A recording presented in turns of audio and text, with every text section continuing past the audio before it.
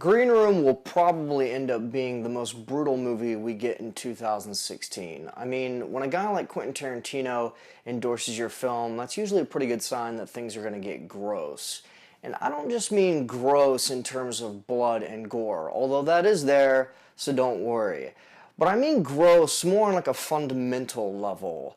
The characters, the setting, just the general level of trashiness present in everything. You can practically smell the odors coming off of these characters as they sweat and bleed over the course of this movie. This thing is nothing but grit. It's as if Jeremy Saulnier just scraped this dead animal off the side of the road and then rubbed it in our faces for 2 hours. And it's kind of awesome. Green Room, while being gross and disturbing, is guaranteed to be a favorite of many moviegoers in 2016. The story covers a punk rock band who witness a murder while performing at a really sketchy venue. Patrick Stewart plays the owner of the place and also just happens to be the leader of a gang of skinheads who work for him on the premises. Of course, when he finds out that someone has witnessed the crime, he has to step in with his gang and take action so word doesn't get out. And as you can imagine, this isn't resolved all that smoothly, and as a result, some seriously violent and brutal confrontations ensue. If you've seen Saulnier's previous film, Blue Ruin, you know that he has something to say about violence, or at least he offers a really unique portrayal of it in his films compared to a lot of directors working today. I definitely think he's taken a lot of pointers from Tarantino, especially his days from Reservoir Dogs and Pulp Fiction, as well as the Coen brothers' technical wizardry we've witnessed in Fargo and No Country for Old Men, and probably even as far back as Eastwood's Unforgiven, about which Eastwood has repeatedly stated his mission was to remove the glamour from violence we so often see in movies. And that's a major part of what makes Green Room and those other films so visceral to watch, I think, and that they treat violence with a tremendous respect, so that it's never portrayed glamorously as it is in so many other action blockbusters.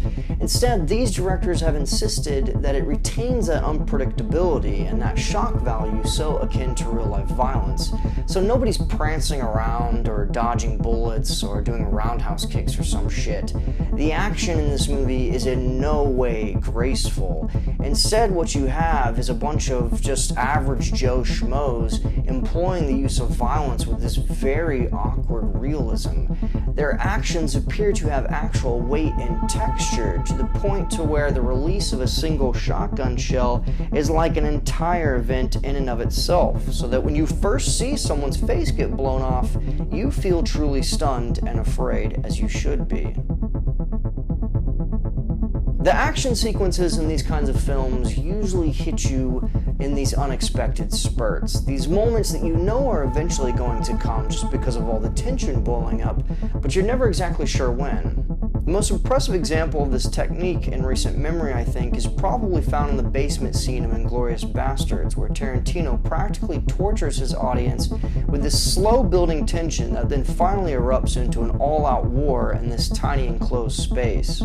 These directors leave you at the mercy of a kind of entropy, this steady decline into disorder and violent mayhem, and you just never really know where the ship is headed, which is a big part of what I think makes it such a rush for the viewer. The thing with these movies is that they just don't make any promises. You never really know what is going to unfold. No bullet is guaranteed necessarily to hit its target, and no character is guaranteed to survive.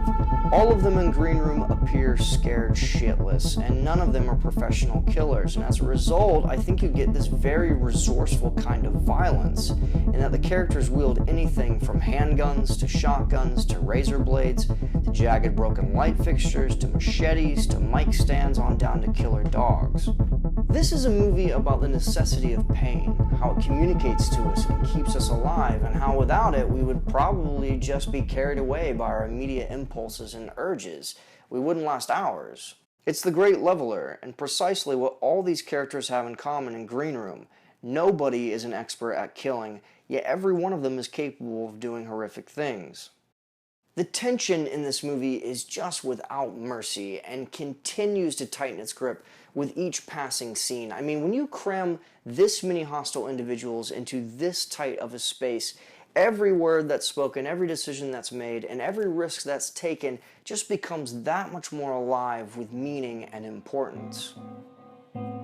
There's not a whole lot of time for them to plan for their escape, so you end up witnessing a lot of improvisation and half-baked ideas, some of which are really fucking dumb and go horribly wrong, others which happen to work unexpectedly well. All the tension, though, lies within that gray area, that constant uncertainty and seemingly random unfolding of events. Like I said, you really just don't know where the ship is headed, who will survive and who will die in agonizing pain. And this makes watching Green Room an intimidating experience, and one that many may be uncomfortable with in places. But it's also supercharged with a kind of ferocity that has just been absent lately in the movie industry for the most part. And I really hope that Jeremy Saulnier gets the attention he deserves as a filmmaker for this movie. Green Room, while imperfect, is still an absolute must-see of 2016, and also has the potential to really solidify Saulnier's career as a master of this genre. The movie is stylishly shot, consistently suspenseful, and often quite shocking in places, and features some strong performances by Imogen Poots and Patrick Stewart. Yet the tension is probably the real selling point here, the kind that simply does not ease up or give in, and refuses to yield only until the very final frame.